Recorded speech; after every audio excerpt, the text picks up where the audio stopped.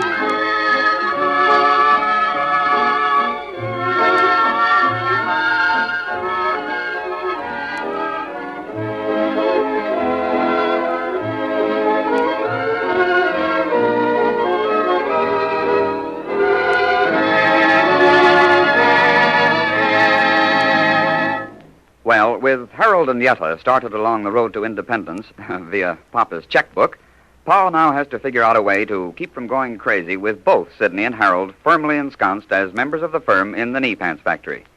Back from her honeymoon, Yetta is visiting with Mama. Now you should tell me, Yetta, where did you go on your honeymoon? Oh, we went up to Lake Placid. Lake Placid? What is Lake Placid, Yetta? A summer resort. And a winter resort, too. Oh. So it's spring and you go to a summer and winter resort. You tell me, what is a resort? Oh, just a place to do all sorts of things.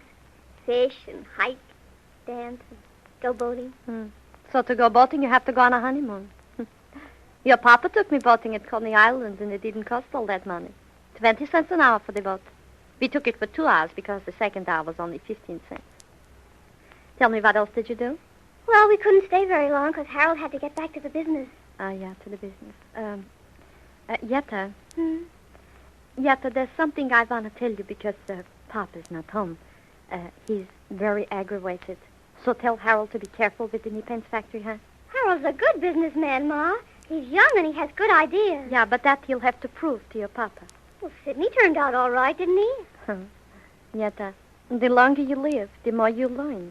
That's why it takes so long to live, because we learn more.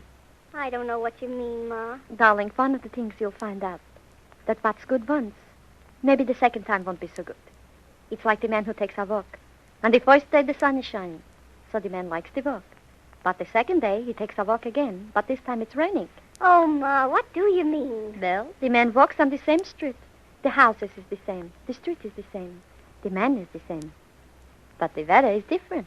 So the man don't like the walk the second day.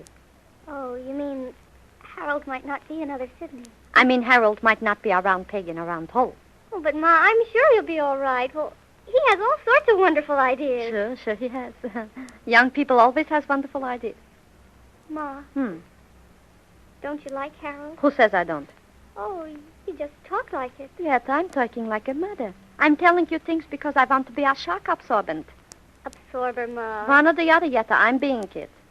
Like all mothers, I'm telling you things now, so that later maybe you'll remember and you'll be ready for it. Oh, I see. But I'm sure Harold will be just as valuable as Sidney. He may even sell more uniforms than Sidney. Yetta, your papa's in the knee pants business. One Sidney selling uniforms is enough. I know, Papa. Well, then Harold will sell knee pants. And if he can't, then Mr. Fink wants him to go into business with him. Mr. Fink? We can give our son-in-law a job. Well, then you'll talk it over with Pa? Yetta, your papa's a good businessman. For 20 years, he's in business. I don't run it, he does. But you can talk with him. Sure. Now, you shouldn't worry, Yetta, huh? Well, I was just a little doubtful about the way things might work out. That's another thing, Yetta. To yourself, you should think about things. You should worry about them. But to other people, you should always be smiling. And then they'll say, she don't worry, why should I worry? It's like the old maximum, laugh and everybody laughs too. Oh, you're such a comfort, Ma. Why shouldn't I be? I'm your mother. Where's Harold now? Well, he went to the factory this morning with Sidney. Sidney said he was going to show him the ropes. Ropes? Is that something new from Sidney? Are we going to make ropes? Oh, that means he's going to show him around, Ma. Get him acquainted with everything. Yeah, maybe it's better that for the first few days he keeps out of Papa's way. Oh, Harold's smart. He'll learn quickly. Well, I think that he's going to... Who's that? It can't be Papa. It's only 3:30. Oh, it is, Papa. Yeah? Then maybe you better be quiet while I talk, huh? When Papa comes home early in the afternoon, there'll be two things wrong. He's sick or he's aggravated. He had breakfast at home, so he ain't sick. Hello, Mama. Hello, Papa. Oh, hello, Yetta. Hello, Pa. Jake, how are you? I'm fine. Everything is fine, but I'm crazy. Jake, you shouldn't repeat that. Well, I guess I'll be going. I have some things to do downtown. Yeah, Yetta, you go along, huh? Later I'll come to see you. All right, Ma. Bye, Pa. Goodbye, Yetta. Goodbye, Yetta. So, Jake, you're sick? Sick? No, Mama. I'm not sick down here. But up here in my head, I'm twisting like a top. Dizzy spells, maybe. No. Son-in-law spells. Jake, you're talking around the bend. What's the matter? Mama, for 20 years and more, I've been making knee pants. You know that. Who should know better than me, Jake? Sam and me, we started the business. We were alone in it. We went along for years until Sidney came. Even then, I said to myself, business is pretty good for 20 years. We had our ups and our downs. But then Harold comes along, and now we have sideways with the ups and downs. Oh. Mama, you should say oi, not all. What's the matter with Harold? Sidney is giving him a new office. Well, if Harold works at the factory, Jake, he should have an office. If he would sit outside, maybe people would talk. Maybe they'd say, poor Jake Bloom. Business is bad. The people who work for him sit on the doorstep. Mama, that's nonsense. But listen, for over 20 years, I've worked at the knee pens factory with a desk and a pencil, maybe a few sheets of paper. I figure prices and I get along with my trade. I am fair. Everybody knows that. And I never needed more than a desk and a pencil, maybe a few sheets of paper. Papa, you're talking, but you're not saying anything. What's the matter? Sam and me, Mama, we go along for years. Then Sidney and Harold come along, and they have to have offices that look like movie houses. Like the Arcadia at the corner? Bigger, like the Radio City Music Hall. Red leather on the chairs, lights that don't light where you press them, but someplace else. And Sidney, Mama, Sidney has to have a buzzer. You have a buzzer. Jake, what's a buzzer? A bell that goes like a bee. Oh. Papa, maybe you should sleep for a while. I could sleep. All right. Tell me, why does Sidney use this buzzer? Why? To call the stenographer. Has he got a cold that he can't call? He's got ideas that he can't call. So what about Harold? Harold is having an office like Sidney's. Sam and me, we've got to sit in one office like we've been for 20 years. But those two schlemiels... Like Big Bang. Like big shots. Uh-huh. Well, maybe you're right. Mama, are you sick? Why should I be sick? Because you're saying that maybe I'm right. I said maybe. But you never said that before. Well, I was thinking that you're right about too many cooks spoiling the knee pants factory. Maybe one of them should go. Now you're talking sense. Yeah, Sidney could go. Now, Mama, Sidney's running the uniform department of the factory. Sam and me, we don't know anything about uniforms. Then maybe Harold should go. Before his new office is finished. Why not? I'll call Mrs. Fink right away and tell her. Why do you want to call Mrs. Fink? To tell her that Harold will take the other job. What other job? The one Monroe Fink's going to give him. Who said that Monroe Fink is going to give Harold a job? Monroe Fink. So, Mo Fink is trying to steal my employees. A lot of nerve he's got. Well, Jack, you got more employees than you need. My business is big enough so that I can keep men working. I don't need Mo Fink to take them away from me. Well, maybe Harold would be happier working for his father. Who says he's not happy where he is? Oh, Jake, you're not happy. I haven't been happy for 20 years. Why should I start now, Mama? I like to worry about the business. It's when I don't worry about it that I know it's bad. I can't think of Mrs. Fink's number. Can you, Jake? Don't change the subject, Mama, and don't call Mrs. Fink. Yeah, but darling, Yetta and Harold have to eat. And how can Yetta run a house with no money? I am paying Harold a good salary. Did they have to eat like kings and queens? But you said you don't want Harold around. I said I don't want him to have a big office like a movie palace. Harold is a good boy. With a little experience in the knee pants business, he will be a good man. Now, don't call Mrs. Fink. All right, Jake, I won't call Mrs. Fink. Maybe I could find something for Harold to do. Something like keeping the books. Yeah. There, he would learn the prices, the stock, and the market. Learn from the bottom up, Mama, like Sam and me. Yeah. And he will need maybe a few pencils and some paper. That's good, Jake, that's good. Sure, it's good.